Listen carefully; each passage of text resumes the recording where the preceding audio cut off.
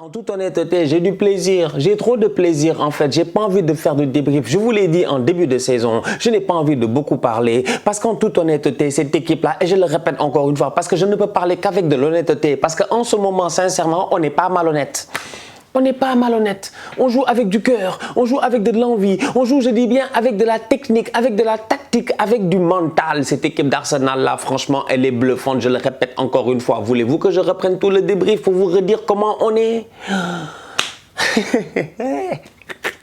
4 matchs, 4 victoires. La dernière fois qu'on a fait ça, on n'a pas été champion d'Angleterre.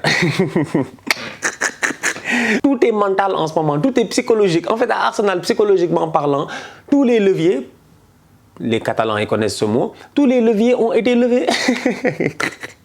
On a levé tous les leviers psychologiques. Trop fort. Sans Thomas Partey, sans Zinchenko, pas de problème. Martin Odegaard, on lui a donné le brassard de capitaine, c'est compliqué. J'ai pas envie de parler, vous ne comprenez pas en fait, les gens ils comprennent pas. J'ai pas envie de parler. Je veux pas parler, je veux pas leur porter l'œil. Les boys là... Salam, salam outsider, le débrief commence maintenant.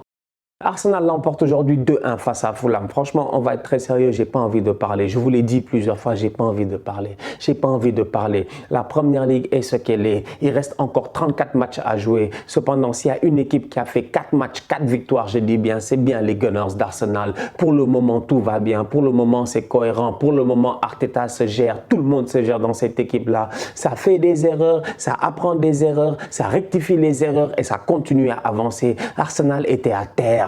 Arsenal a été bafoué, Arsenal a été insulté, Arsenal s'est fait cracher dessus, franchement. On était à terre, on était au fond. Cependant, on a su se relever. Et en ce moment, en début de saison, on se relève. On n'arrête pas de se dépoussiérer. On n'a plus de poussière sur nous. Bientôt, on va commencer à se saper. Et quand on va commencer à se saper, on va continuer à gagner. C'est tout ce que j'avais à dire. Le débrief est terminé. Je ne parle plus d'Arsenal. J'ai pas envie de parler avec vous. Je ne veux pas parler avec vous. Vous ne m'intéressez pas, j'ai pas envie de parler avec vous parce que vous allez me fatiguer. Vous allez me fatiguer, vous allez nous porter l'œil, vous allez gâter notre série, vous allez gâter tout ce qu'on est en train de travailler en ce moment. Cette équipe-là est venue sans Thomas Partey et sans Zinchenko. Est-ce que vous l'avez vu? Absolument pas. Top performance de la part de mes Gunners. Mohamed El-Nini était là, Gabriel Jesus était là, la prophétie était déjà écrite. Sincèrement, il n'y avait rien à dire, on allait gagner face à Fulham. Pourquoi? Parce que mentalement parlant, cette équipe est passée à un autre palier. Arsenal a changé. Arsenal a changé. Je dis bien Arsenal a changé. Si le football il a changé, sachez que Arsenal s'est métamorphosé. Si le football il a changé, sachez que nous on s'est métamorphosé, je dis bien. Parce qu'en ce moment, depuis ce début de saison-là, ce qu'on est en train de montrer, je dis, c'est une force de caractère que je ne connaissais pas. C'est une force de caractère qu'on avait perdue. Mais là, on la retrouve. Mitrovic, il est fatigant. Il est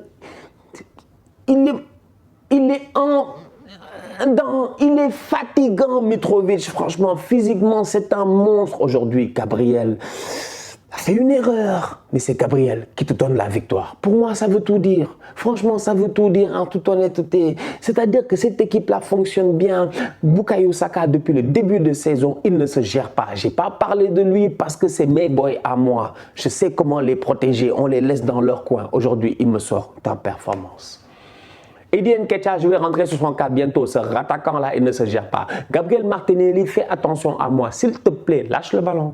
Lâche le ballon, lâche le ballon, arrête d'être égoïste s'il te plaît, fais tes crochets, fais tes machins chouettes, mais s'il te plaît, dépasse en retrait. Aujourd'hui, tout le monde joue bien. Après, Martinelli, il arrive, il se gère, franchement, il se gère. Il rentre dans la surface, l'angle est fermé. Il sait que l'angle est fermé, le tocard là, il frappe.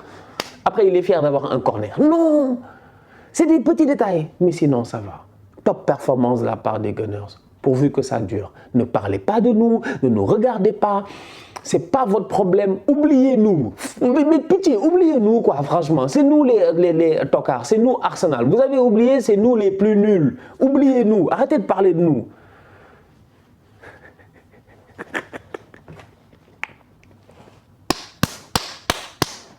Allons seulement.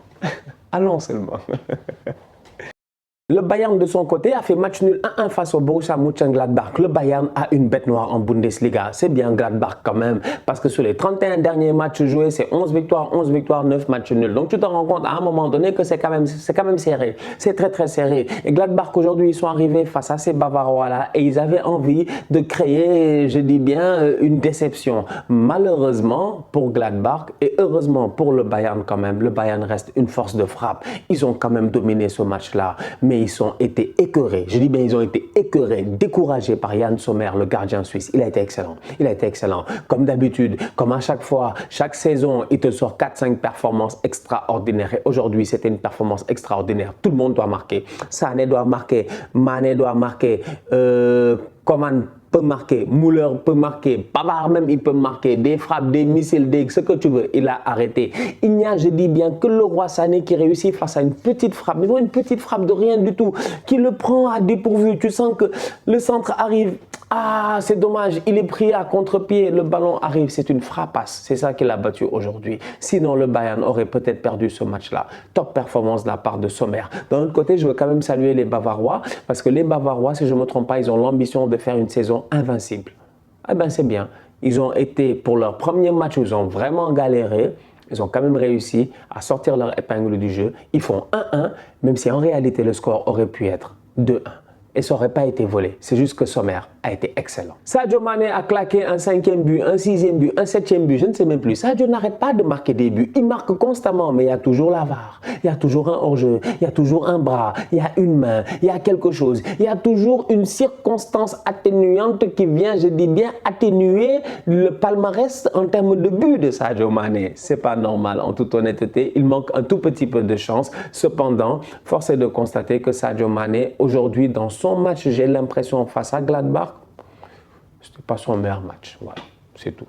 C'était pas le meilleur match de Sadio.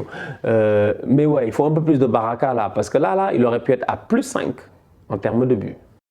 La Juve et la Roma se quittent match nul 2-2, 1-1. Aujourd'hui, si tu regardes ce match Juventus-Roma là, normalement, tu te dis c'est un banger, c'est un classique, sincèrement. C'est un match qui, normalement, sur le papier, n'a pas grand-chose à envier à un Manchester United-Liverpool ou à un Manchester City-Manchester United, même si ça c'est un derby, ou à un Arsenal-Manchester United. Tu vois, c'est un grand match quand même dans ce championnat italien là. Aujourd'hui, le match arrive, deuxième minute de jeu, Vlahovic, lui, il aime ça.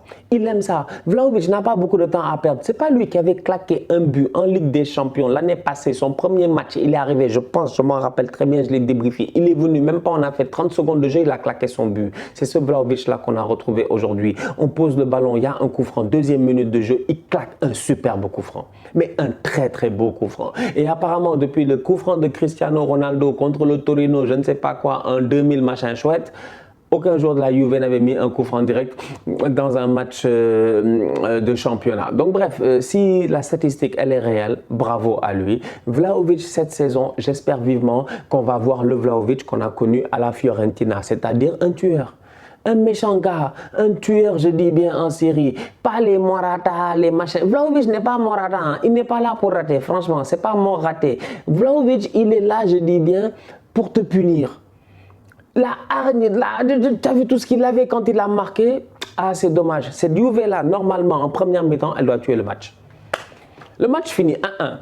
C'est Mourinho, il a gagné finalement. C'est Mourinho qui est content. Franchement, c'est Mourinho qui doit être content. Mais si tu es supporter de la Juve, je pense que tu vas avoir des regrets. Parce qu'en première mi-temps, la domination de la Juventus par rapport à un début de championnat qui est pourri de leur part. Mais la domination qu'ils ont eue, surtout dans l'entrejeu, ça a bien marché. Franchement, ça a bien marché. Le boy Miretti, là, il est excellent. Moi, je ne sais pas d'où il vient, mais il est très pertinent. Il est très pertinent. Voilà un petit Italien, 19 ans. Encore, ils nous ont ramené un petit comme ça. Je ne sais pas franchement de où il vient. Les supporters de la Juve, vous le connaissez sûrement bien mieux que moi, mais moi ce que j'ai vu aujourd'hui de cet enfant-là, franchement, c'est très très intéressant. Que dire de Kostic, que dire de Cuadrado, ça ramène de la percussion. Aujourd'hui, la Juve en première mi-temps, ils ont mis de l'intensité et c'est peut-être pour ça qu'en fin de match, ils sont fatigués. Parce qu'en fin de match, ça commence à faire des conneries, des erreurs, des mauvaises passes, de Chiglio, etc. Alors qu'en première mi-temps, même Rabiot, il se gère. Même Rabiot, il fait un très bon match. C'est-à-dire que les boys doivent tuer le match 2-0, 3-0. D'ailleurs, il marque un deuxième but, mais il y a la VAR. Donc, c'est pour dire à quel point la Juve peut avoir des regrets. La Roma, ils ont fait un match de bandits. Ils ont tenu. Ça n'a pas été très facile. quand ils ont eu l'occasion, en fin de match, dans les 20-25 dernières minutes, de mettre la pression, ils l'ont fait. El Shaarawy est rentré. Dybala a été très très bon, franchement, parce que c'est pas facile. Revenir à Turin, jouer, tout ça, après le départ, ce qui s'est passé, tout. Moi, je trouve que Dybala, il a fait un bon match. Il est passeur décisif. Tammy Abraham, toujours là, malgré le très bon match des défenseurs de la Juve. Bremer et Danilo. Bremer, il s'est géré. Danilo, il est à côté de Alexandro, donc il est centre gauche alors que c'est un droitier et il fait lui aussi une fiche très très correcte. Donc, comme je dis, Mourinho a fait le truculent, il est venu, il a fait le bandit, il a pris 1 point à Turin et Allegri aurait dû prendre les 3 points si son équipe s'était gérée en première mi-temps. Malheureusement, au fil de la rencontre, ils ont perdu de la puissance et les Romains en ont profité. Bravo aux deux équipes. Franchement, c'est un bon match. J'ai aimé quoi. Juventus Roma, j'ai regardé, j'ai aimé. La famille, on se capte très bientôt pour un nouveau débrief. D'ici là, on continue à liker, on continue à partager, on s'abonne, on s'abonne, on s'abonne. On est ensemble, on reste en santé, c'est le plus important. Tous outsiders.